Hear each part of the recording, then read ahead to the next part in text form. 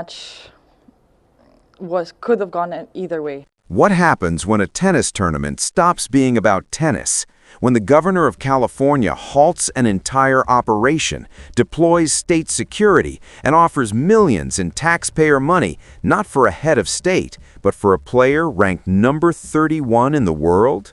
Stick around, because what went down at Indian Wells 2026 wasn't just unprecedented, it was a full-blown political circus that made Wimbledon's Royal Box look like a casual Tuesday. And trust me, by the time we get to the part where top 10 players are filing formal protests, you'll understand why this isn't just drama, it's a revolution. Quick favor, if you're loving this tennis chaos, smash that subscribe button. Shockingly, over 92% of you watch without subscribing. It's free, takes 2 seconds, and helps us bring you more wild stories from the baseline. Already subscribed? You're a legend. Thanks. Now, back to the main event. Picture this, Indian Wells, California, March 2026. The BNP Paribas Open is humming along like it does every year. World-class tennis, desert sun, celebrities sipping champagne in the luxury suites. Then, Eala walks in, and suddenly it's not a tennis tournament anymore, it's a geopolitical event. The 21-year-old from the Philippines, fresh off a $75 million Nike deal that made headlines from Manila to Madrid, doesn't just arrive at the player entrance like everyone else. No. She gets a motorcade, state police, and Governor Gavin Newsom himself waiting courtside like she's the president of a G7 nation. Tournament officials freeze, security protocols get thrown out the window, and for the first time in Indian Wells history, the entire facility goes into lockdown mode, not because of a threat, but because one player's arrival apparently requires the kind of security usually reserved for world leaders. Players warming up on practice courts, told to clear out. Media crews setting up for interviews, rerouted. Fans who paid thousands for premium access suddenly stuck behind barriers they didn't know existed an hour ago. And all of this, every single disruption, is happening because Eala isn't being treated like a tennis player anymore. She's being treated like a state asset. Here's the kicker. Alex is ranked number 31, not number 1, not a Grand Slam champion. She's a rising star, sure, but on paper, she's nowhere near the top tier of women's tennis. So why is the governor of California acting like Serena Williams meets Nelson Mandela? Because in 2026, rankings don't matter as much as reach. And Eala's reach is staggering. She's got 18 million Instagram followers. She's the face of Nike's Asia-Pacific campaign. She's got an entire nation of 115 million Filipinos treating her matches like national holidays. When Alex plays, businesses in Manila close early, streets empty, viewing parties pack stadiums. She's not just an athlete, she's an economy. And Governor Newsom knows it, because when Eala is happy in California, when she's winning in California, when she's posting Instagram stories with palm trees and California sunsets in the background, that's billions of dollars worth of soft power and tourism flowing straight into the state. So yeah, protocol gets overridden, because protocol was written for athletes, and Eala, whether she asked for it or not, has become something much bigger. But wait, there's more. Newsom doesn't just show up to shake hands and smile for the cameras. He comes with an offer. A $5 million state-funded youth tennis development center in Alex's name. Not a donation, not a sponsorship, taxpayer money. And he announces it live on the stadium big screen in front of 16,000 fans who are supposed to be watching tennis, not a campaign speech.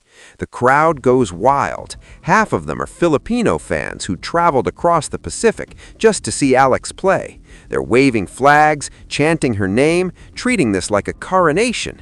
The other half, they're scratching their heads, wondering why a state governor is handing out millions of dollars to someone who doesn't even live in California full-time. One reporter in the press box leans over to his colleague and whispers, "Is this a tennis match or a state visit?" Nobody has an answer, because honestly, at this point, it could be either.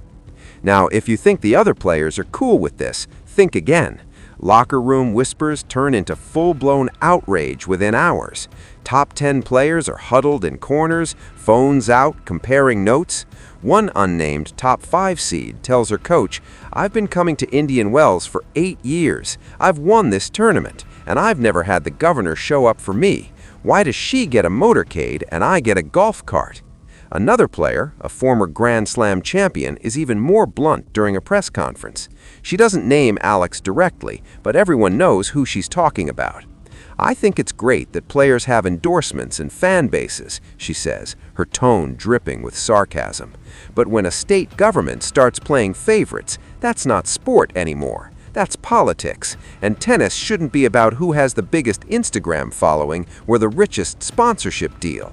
The moderator tries to move on. She doesn't. She leans into the microphone and adds, "If we're going to start giving players state-funded honors and security details, maybe we should just call this the Alex Eala Invitational and be honest about it."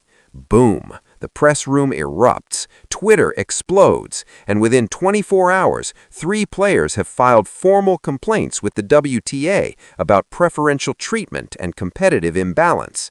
Because here's the thing, tennis has always prided itself on being a meritocracy. You win, you move up. You lose, you fall back. It doesn't matter if you're a nobody from nowhere or a superstar with a billion-dollar brand. On court, it's just you, your opponent, and the scoreboard. But what happens when the lines start blurring? When off-court power starts influencing on-court conditions? When a player gets a state-funded development center before she's even won a Grand Slam? That's when the old guard starts panicking, because suddenly the game isn't just about tennis anymore. It's about leverage. And Alex Eala, with her Nike deal, her millions of followers, and now a governor in her corner, has more leverage than anyone in the draw. And Newsom? He's not backing down. In fact, he doubles down. During a press conference the next day, a reporter asks him point blank, "Governor, do you think it's appropriate to use state funds and state resources to honor a player who isn't even American?" Newsom doesn't flinch. He smiles that practiced politician smile and says, "Alex Eala represents the future of California. She's a global icon who chooses to train here, to compete here, to inspire millions of young people here. If investing in her legacy helps build pathways for the next generation of athletes, that's not favoritism, that's vision." The reporter tries to follow up. Newsom cuts him off. "Protocol," he says, leaning into the microphone, "is for the ordinary. Alex Eala is extraordinary, and California doesn't settle for ordinary." Mic drop. The room goes silent. Half the journalists are scrambling to tweet the quote. The other half are wondering if they just witnessed a campaign ad disguised as a press conference.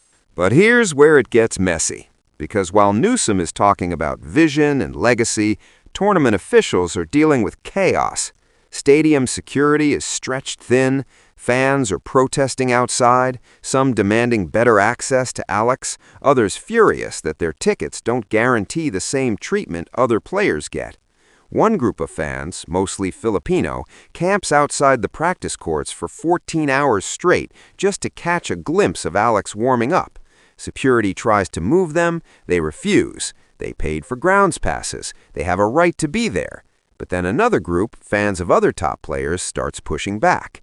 They argue that if Alex gets a motorcade and a governor, why don't their favorites get the same? Why is Iga Swiatek, the actual world #1, arriving in a regular shuttle, while Alex gets a red carpet? It's not just about jealousy, it's about principle.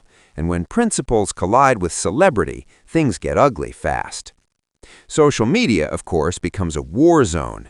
Team Alex fans flood every comment section, every thread, every post. They argue she deserves it. She's worked hard. She's representing an entire nation. She's breaking barriers. And yeah, maybe the governor's gesture was over the top, but that's what happens when you're a trailblazer. You get treated differently because you are different. But the other side isn't having it. They call it what they see, a PR stunt. A politician using a rising athlete to boost his own profile. A tennis tournament turning into a circus because money and influence now matter more than merit. One viral tweet sums it up perfectly. Tennis used to be about who hits the ball better. Now it's about who has the better publicist and the richer governor. Yikes. The tweet gets 400,000 likes. ESPN picks it up, CNN runs a segment, and just like that, Eala, who hasn't even played her first-round match yet, is the center of a national debate about sports, politics, and power.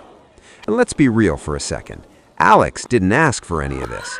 She showed up to play tennis. She's a competitor, a fighter. She's earned her ranking. She's worked her way up through qualifying rounds, ITF tournaments, and brutal three-set battles that nobody outside the tennis world even remembers.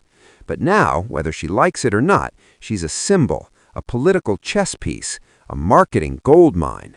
And the pressure that comes with that, it's suffocating. Because when you're no longer just an athlete, when you're a brand, a movement, a $75 million investment, every match becomes a referendum. Every loss feels like a betrayal. Every win gets analyzed, not just for technique, but for what it means to your sponsors, your fans, your governor. It's not tennis anymore. It's performance art with a scoreboard. Meanwhile, back in the locker room, the tension is thick enough to cut with a racket. Players who used to exchange polite nods now avoid eye contact. Coaches whisper in corners. Agents are on the phone trying to figure out if their clients should speak out or stay silent.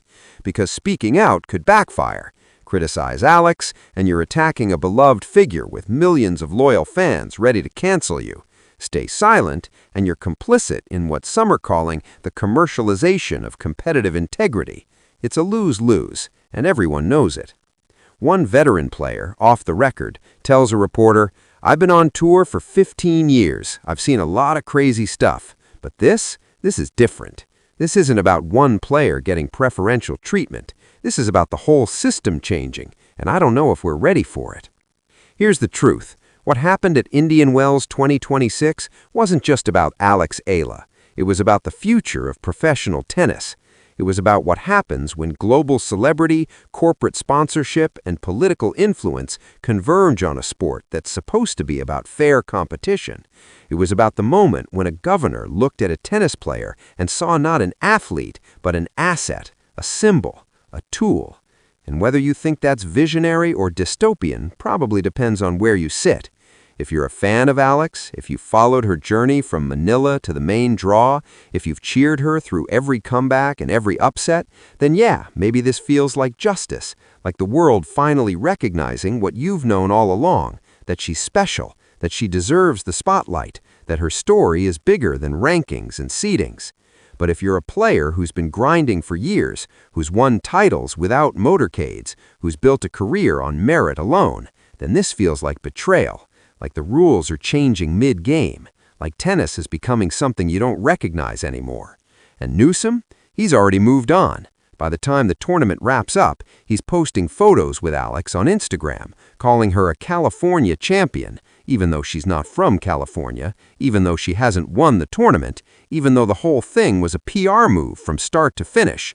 The comments are predictably divided. Half praise him for supporting women's sports, the other half roast him for turning a tennis event into a campaign stop. But Newsom doesn't care, because in politics, attention is currency, and Eala just made him a very rich man in the attention economy. So, where does this leave us? With a sport at a crossroads, with a player who's been turned into a lightning rod, with fans more divided than ever, and with one undeniable truth. Protocol was overridden at Indian Wells 2026. And once you cross that line, once you let politics and money dictate who gets honored and who gets ignored, there's no going back. Tennis will never be the same. Eala will never just be a player again. And the baseline, that clean white line where the game is supposed to start and end, just got a whole